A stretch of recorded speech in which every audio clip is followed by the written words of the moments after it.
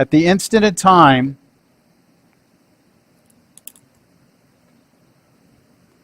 remember when I threw the marker across the room a while back? I said the derivative is about wanting to find the speed right there. Like when I clapped, how fast was it changing? Like how fast was it going? What we want to know here is as the square grows at an exact moment, how fast is the area changing? So it's a derivative. But I want to look at it, first of all, at the moment I clapped. I want to first look at that. So where's the moment in time where I clap? What does the square look like? Well, it doesn't look like that. Tell me about the instant time.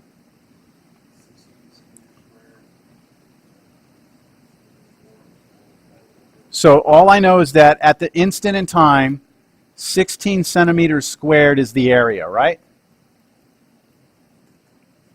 Well, it's a square, so it's an easy number to work with, right? 16.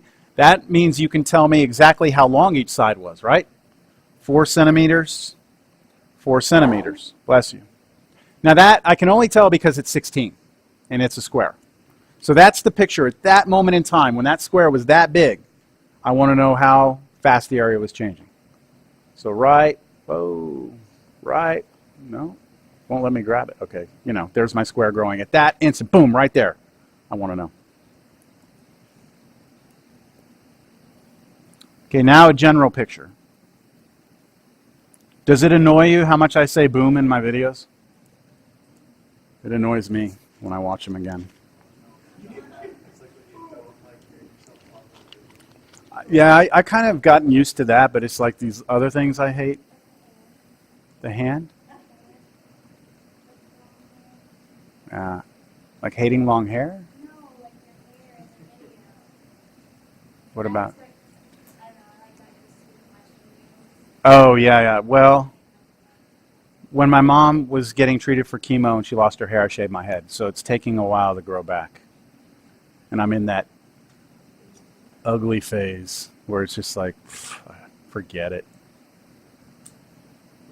At least for me.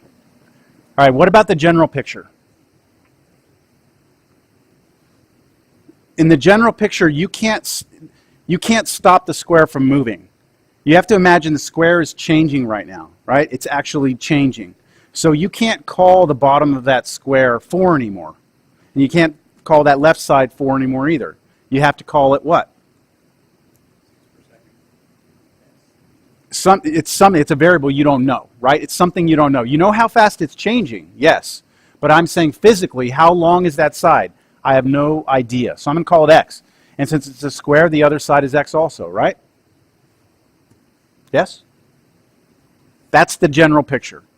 At the specific instant when I clap my hands, of course it's 4 and 4, but in general it's just x and x. Okay, going back to what it is that I want to draw a picture of the exact moment in question. I want to draw a picture of a general situation, letting any variables I have be variables. Now step 3, I want to assign variables, rates, and constants. Write down what is given and what you want. So what are some things that are given and what is it that we want? I'm given a rate. What rate is it? What rate am I given? The rate is 6 centimeters per second. Isn't 6 centimeters a second a speed? Right? And it's a speed, well, being a speed means it's a derivative, isn't it? Remember, like, velocity was the derivative? So that's a derivative, but it's the derivative of what? That's the rate at which what is changing? Careful, it's the rate at which the length of the side is changing, right? And what have I called the length of the side? X. So isn't this the instantaneous change in x with respect to What's changing? What's in the background changing this time? Time, right? You can almost see it from right here, the measurement there. 6 centimeters per second. A second is measurement of time, right? Per second with respect to time. Now, what's another way I could say instantaneous rate of change of x with respect to time? That's right. D what? dx dt. Right? dx dt. So I'm going to just put here is 6 centimeters per second. I'm going to pass around the sign-in sheet. I've been forgetting to do this. And where are we? We're way over in the third. You mind? Thank you.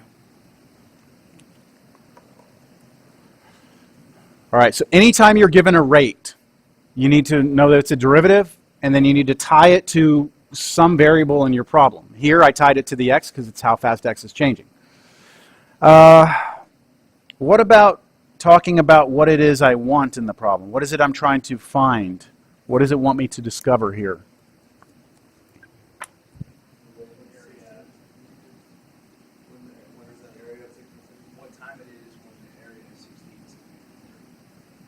Is it asking for time? It says at what rate, right? At what rate is the what? At what rate is the area increasing of the square increasing? At what rate is the area changing, right? So that's going to be an instantaneous rate of change in. They want the instantaneous change in what? Area with respect to what? Time again. So what is that? D. Well, we don't have a variable for area, do we? But we may as well use capital A, right? dA dt? Does that make sense? They gave us in the problem a rate, but they actually want an answer that is also a rate. Okay, we want to know dA dt. When do we want to know it? So at exactly what moment do we want to know this? At when do I clap? Sorry, my ats don't look like normal ats. That's at. So when do I clap my hands? When what's what? When, okay, what's 16? Okay, when area is 16 centimeters squared.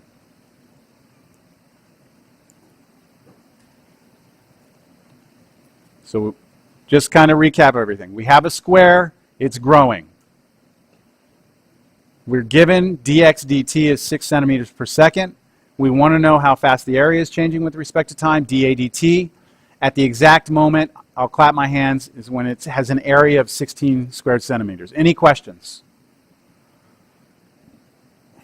Next thing I should probably look at is trying to find an equation, step 4, which somehow relates what you're given to what it is you want to try and find. So I was given, right, dx dt, right? So I'm given some information about x and how fast it's changing. And I want to try and connect it to the area, right? And how fast it's changing. So what equation out there do I have that relates the area of a square to x, the length of its side? So if I have my square again, xx, what's the area? The area is x squared, isn't it? So I had to know that geometric connection. The area is x squared. Isn't that an equation relating x and a?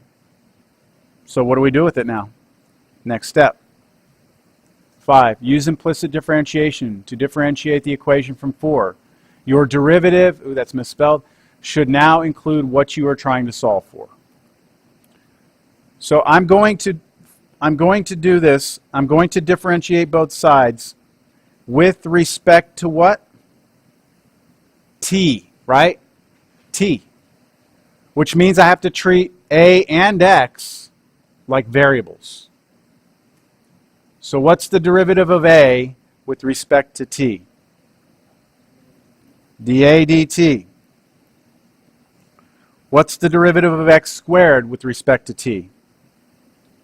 2x times dx dt. Does that now make more sense after what we did in the previous section? Does that kind of click a little bit now? Anyone else need to sign in? Any questions? I'm getting looks like this problem's like way too easy or something from y'all, and I don't know if I should feel good or bad about that right now. All right, it says in step 5, right, you should have in there, after you differentiate, you should have what you're trying to solve for. Is it there? Yeah, dA dt was what I wanted, wasn't it? So what are the two pieces of information I need in order to answer what dA dt is? I need to know what x is, right? And I need to know what dx dt is. And do I know those? I know dx dt is what? 6? So dA dt is equal to 2. Okay, that's 6 over here. But what about x? What's x? At the instant in time, go back up to this. Remember at the instant in time? What's x at that instant when I clap my hands? 4. So your answer is 2 times 4 is 8. 8 times 6 is what? 48?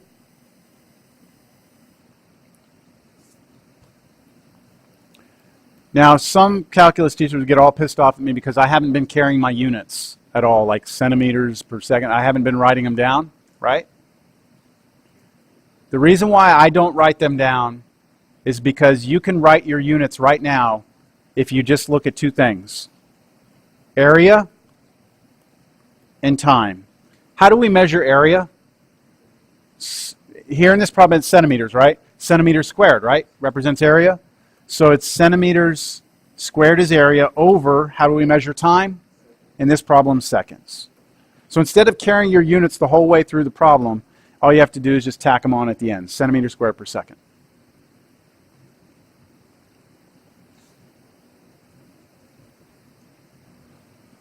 One of the biggest mistakes you could make would be when you get to this point where you have the a equals x squared up there, that you plug in 16 for a. Someone's going to do it. Let me explain to you why you can't. Remember, I'm throwing the pin through the air and I'm clapping my hands, right? And I'm saying at that instant, boom, right? If you, right now, if you plug in 16, you actually stop the square from growing. You stop it, and then you ask me how fast is it changing? Well, it's stopped. It's not moving anymore, so you can't ask me how fast it's changing.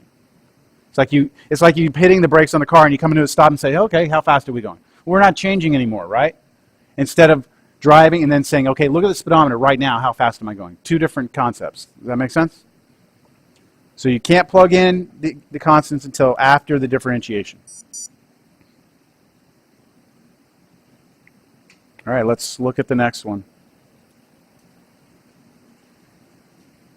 I'm going to do problems similar to 5. I'm not going to do exactly 5 because I want you to be able to do it on your own. It says a cylindrical tank with a radius, I'm going to change it to 12 meters, is being filled with water at a rate of, let's say, 10 cubic meters per minute.